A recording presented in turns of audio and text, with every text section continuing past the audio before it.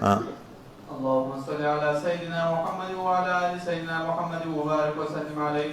فاعوذ بالله من الشيطان الرجيم. بسم الله الرحمن الرحيم. باب وبسند المتصل منا الى امام البخاري رحمه الله قال حدثني عبد الله بن محمد الجعفي قال حدثنا ابو احمد الزبيري قال حدثنا عبد الرحمن بن الغسيل عن حمزه بن ابي حسين وزبير بن المنذر بن ابي حسين عن ابي حسين قال لنا النبي صلى الله عليه وسلم يوم بدر اذا اكتبوكم فارموهم واستبقوا نبلكم. وبه قال حدثني محمد بن عبد الرحيم قال حدثنا ابو احمد الزبيري قال حدثنا عبد الرحمن بن الغسيل عن حمزه بن ابي حسين والمنذر بن ابي حسين عن ابي حسين قال لنا رسول الله صلى الله عليه وسلم يوم بدر اذا كذبوكم يعني كذبوكم فارموهم واستبقوا نبلكم. وبه قال حدثني عمرو بن خالد قال حدثنا زهير قال حدثنا ابو اسحاق قال سمعت البراء بن عازب قال جعل النبي صلى الله عليه وسلم على الرماة يوم احد عبد الله بن جبير رضي الله عنه فاصابوا منا 70. وكان النبي صلى الله عليه وسلم واصحابه من المشركين يوم بدر 40 و100 70 اسيرا و70 قتيلا. قال ابو سفيان يوم بيوم بدر والحرب سجال. وبه قال حدثني محمد بن العلاء قال حدثنا ابو اسامه عن بريد عن جده ابي برده عن ابي موسى وراه عن النبي صلى الله عليه وسلم قال واذا الخير ما جاء الله به من الخير بعد وثواب الصدق الذي اتانا الله بعد يوم بدر.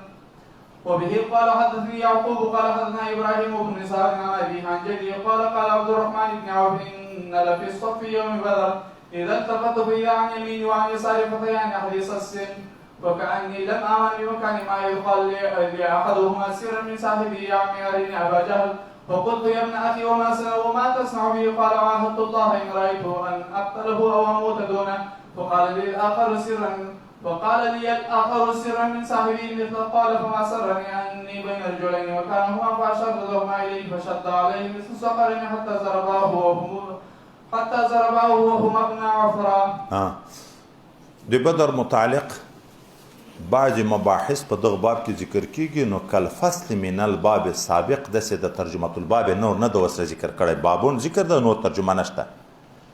په دې بدر په ورځ باندې صحابه مبارکین کم اسلحه ورسره کمه کفار ډیر او مصالح ترتیب د جنگ پیغمبر صلی الله علیه وسلم ورکوي. نو څه ورته وایي اذا کسبوکم فرموهم واستبقوا نبلکم. ګورئ ځان د خپل اسلحونه بې فایدې مه خلاصوئ چې دوی ښه راډېر شو نږدې شو چې غیښه یې ورسیږي په دغه وخت کې ویشتل شروع کوي.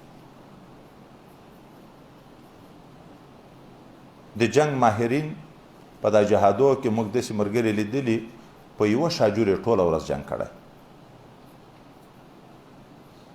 خو داسې بې تجربې ملګري دي چې 4-5 شاجورې په کمربند کې ورسره یې په 15 منټه کې ټولې ختمې کړي چې عین وخت موقع راشي د سره بیا اسلحه نه مخم په دغه طرف واړوه هلته یې په ضربه که چې لاړه خو په خیر په دغه طرف درغله چې څه وشوه. دا کمال بولي چې ما دومره شاجورونه ختم کړه. کمال خو دا د خپل مال هم وساته او ده ته هم تاوان ورسوه. نو پیغمبر صلی الله علیه وسلم چې کله درته رانږدې شوه اذا کسبوکم ای قربوکم منکم لاندې نکته وشلې کې د لرې نه غیښه بې ځایه لګېږي چې در نږدې شو خو یا به سړی لګېږي یا به د آس لګېږي بیا یې پس کې غنولی. دوم روایت هم داسې د صرف په سند کې دلته عبدالرحمن ابن غسیل چې ذکر کېږي دا عبدالرحمن خو ګورې بیا وروسته نبی علیه السلام پورې څومره نور راویان ذکر کېږي عن حمزه ابن ابي اسید و زبیر ابن منذر ابن ابي اسید عن ابي اسید قال لنا. نو حضرت حنظله رضی الله عنه غسیل الملائکه و چې د جنابت په حال کې شهید شو بیا ملائکو غسل ورکړه. دغه خو ډېر وروسته د په نسب کې دی عین د هغه زوی خو نه ده خو دا قانون ده چې لوی نیکه ته د خلکو نسبت کېږي. عبدالرحمن ابن سلیمان ابن عبدالله ابن عبدالرحمن ابن حنظله الغسیل وروسته نیکه ده خو د نسبت د نسب په لحاظ لوی نیکه ته نسبت کېږي. دا دوم روایت کې بیا دغه مضمون ده چې پیغمبر صلی الله علیه وسلم خپل غیشي وساتئ واستبقوا نبلکم چې کله ډیر شو نږدې شو بیا یې ولئ. دغسې غیچ مه ضایع کوئ.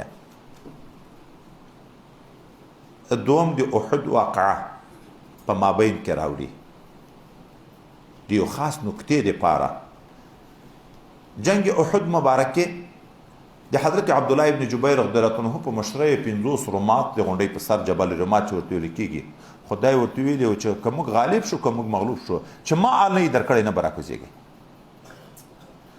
دغه امر د خلاف د پیغمبر صلی الله علیه وسلم وشو نو 80 نفره صحابه شهیدان شو ګټلی جنگ بیرته وبالی شو غنیمت بیرته د لاس نه ووت د امر د رسول الله صلی الله علیه وسلم خلاف وشو